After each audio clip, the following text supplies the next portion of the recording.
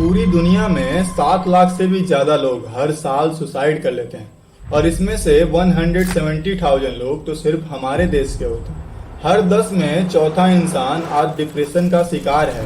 Life में clarity ना होने के कारण हमारा यूथ गलत रास्ते पे जा रहा है। लेकिन इन सब का सलूशन क्या है? मुझे यकीन है कि इस वीडियो के अंत में आप इन सभी प्रॉब्लम का सलूशन जान पाओगे, तो पूरी वीडियो जरूर देखना। इन सभी प्रॉब्लम का सलूशन एक एंशिएंट बुक में है जिसका नेम है भगवत गीता। ये कहना गलत नहीं होगा कि इस पुस्तक में दुनिया के सारे प्रॉब्लम का सलूशन है। थोड़ा इस बुक के इतिहास के बारे में जानते हैं और तब हम अपने टॉपिक पे दोबारा आएंगे।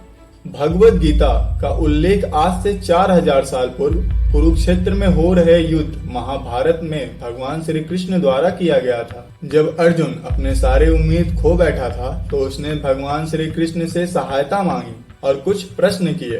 तब भगवान श्री कृष्ण अर्जुन के उन्हीं प्रश्नों का उत्तर दिए और साथ ही साथ आने वाले कलयुग के लिए इस बुक में कुछ लेसन छोड़ के गए। तो इस प्रकार हमारी वीडियो शुरू होती है। पहले हम बात करते हैं डिप्रेशन के बारे में, क्योंकि ये कहीं ना कहीं सभी प्रॉब्लम से जुड़ा हुआ है। डिप्रेशन होने के पीछे का 2 कारण है, एक है ओवर थिंकिंग, एक है एम्प्टीनेस यानी खालीपन का महसूस करना अपने जीवन में। इसके बारे में हम आगे जानेंगे। पहले ओवर थिंकिंग को देखते हैं। ओवर थिंकिंग हमें होता है अभिलाषा यानी चाह के कारण, जिसे आप एक्सपेक्टेशन भी कह सकते हो। जब हमारे लाइफ के एक्सपेक्टेशंस टूटने लग जाते हैं तब हम ओवर थिंकिंग का शिकार होते हैं, जिससे हमें डिप्रेशन होता है। और एक्सपेक्टेशन किसी प्रकार का हो सकता है। आपका अपने आप से हो सकता है, पेरेंट्स का आपसे हो सकता है, सोसाइटी का आपसे हो सकता है, आपका किसी इंसान से हो सकता है। ये किसी भी प्रकार का हो सकता है। जब हम कोई चीज करते हैं और उसका रिजल्ट हमारे अनुसार नहीं आता है तो हम बार बार उसे सोचने लग जाते हैं। भगवान श्री कृष्ण कहते हैं किसी चीज के चिंतन से उस चीज में आसक्ति उत्पन्न हो जाती है और आसक्ति से काम उत्पन्न होता है, काम से क्रोध उत्पन्न होता है, क्रोध से मोह उत्पन्न होता है और मोह में बुद्धि हर ली जाती है। तो हम जब किसी चीज के बारे में बार बार सोचते हैं तो एक सिनारियो बन जाता है जिसे हम ओवर थिंकिंग कहते हैं। और जब हम इस पे काबू नहीं कर पाते हैं तो हम स्ट्रेस में आ जाते हैं और हमारी बुद्धि हर ली जाती है।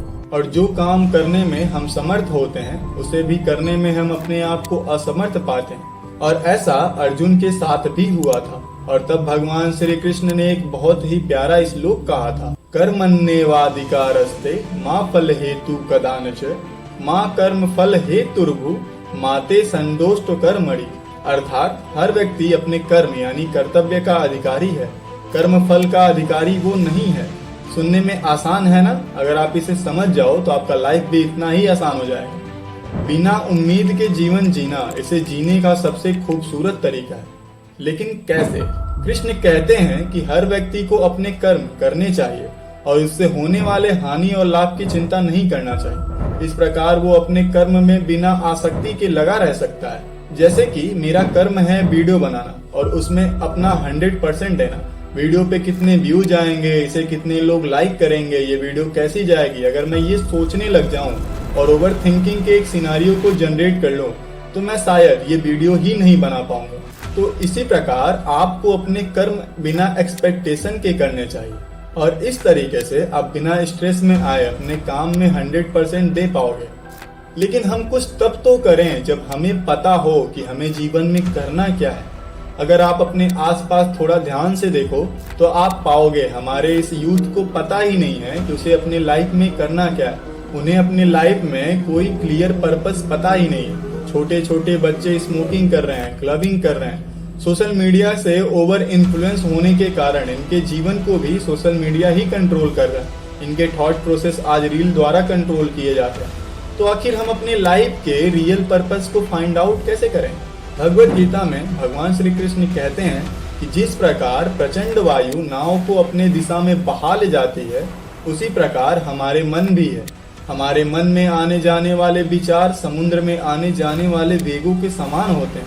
अर्थात हमें इससे विचलित नहीं होना चाहिए। मतलब श्री कृष्ण हमें यहाँ डिसिप्लिन के बारे में बता रहे हैं और लाइफ के रियल पर्पस को फाइंड आउट करने के लिए हमें स्थिर बुद्धि होने को कह रहे हैं। इसको आप प्रैक्टिकल एग्जाम्पल से कुछ ऐसे समझ सकते हो। एक रूम में आराम से बैठ जाओ, कॉपी और पेन के साथ और अकेले। हाँ, ध्यान रखना वहाँ फोन और कोई भी ऐसी चीज ना हो जो आपको डिस्टर्ब करे। फिर आप अपने मन को शांत करो और शांत करने के बाद ये सोचो कि लाइफ में ऐसी कौन सी चीज है जिसे करके आपको खुशी महसूस होगी, जिसे करके आप अपने फैमिली को सपोर्ट कर पाओगे और जिसे करने के बाद आपको ऐसा महसूस होगा कि हाँ, मैं जीवन में कुछ कर रहा हूँ। भले उसके रिजल्ट्स आपके अनुसार आए या ना आए, लेकिन सिर्फ आपको उस कर्म को करने से ही खुशी होगी। और एक ऐसी चीज आपके लाइफ में जरूर होगी। हो सकता है उसे फाइंड आउट करने में आपको कुछ दिन, हफ्ते या महीने भी लग जाएं, पर मुझे यकीन है आप इसे कर पाओगे। और हाँ, खुद से झूठ मत बोलना, क्योंकि दुनिया को दिखाने के लिए हम अपने आप को कुछ भी दिखा सकते हैं, लेकिन रियल इनर पीस को हम तभी अचीव कर सकते हैं जब हम खुद से सच बोलें और खुद की बातों पे खड़े उतरें। चैप्टर 6 वर्स 19 ध्यान योग।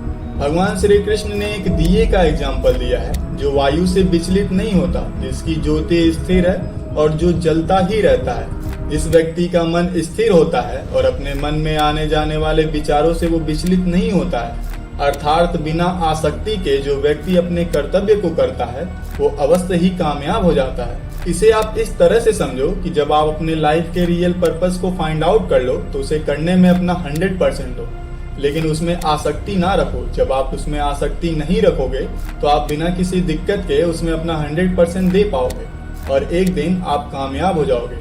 ऐसा मैं नहीं, भगवान श्री कृष्ण ने भगवत गीता में कहा है और प्रॉमिस किया है कि ऐसे लोगों के कर्म से मैं प्रसन्न होता हूँ और उनकी सहायता मैं स्वयं करता हूँ।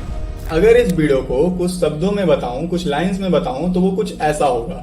जब आप बिना उम्मीद यानी एक्सपेक्टेशन के कर्म करते हो तो आप कभी भी सैड, ओवर हैप्पी या डिप्रेस्ड नहीं हो सकते हो। जब आपको अपने लाइफ का रियल पर्पस पता होगा तो आप कभी भी एम्प्टीनेस को नहीं फील करोगे, लाइफ में खालीपन को नहीं महसूस करोगे, क्योंकि आपके पास हमेशा कुछ ऐसा होगा जिसे करने से आपको खुशी मिलेगी। और जब आप खुश रहोगे तो आपके दिमाग में कभी भी सुसाइड या डिप्रेशन से रिलेटेड थॉट ही नहीं आएंगे। तो मैंने स्टार्टिंग में बोला था ना कि ये सब कुछ आपस में लिंक है, तो वो इसी तरीके से लिंक है। लक्ष्य है खुद को कामयाब बनाने का और डिसिप्लिन बनाने का, मोस्ट इम्पोर्टेंट अपने इनर पीस को अचीव करने का। और अगर आप भगवत गीता में दिए गए इन लेसन्स को फॉलो करते हो तो आप जरूर अपने जीवन में शांति को महसूस करोगे। तो बस इस वीडियो के लिए इतना ही। अगर आपको लगता है कि ये वीडियो किसी और को हेल्प कर सकती है तो आप उसे शेयर जरूर करना। बाकी मैं मिलता हूँ आपसे अगली वीडियो में। जय श्री कृष्ण।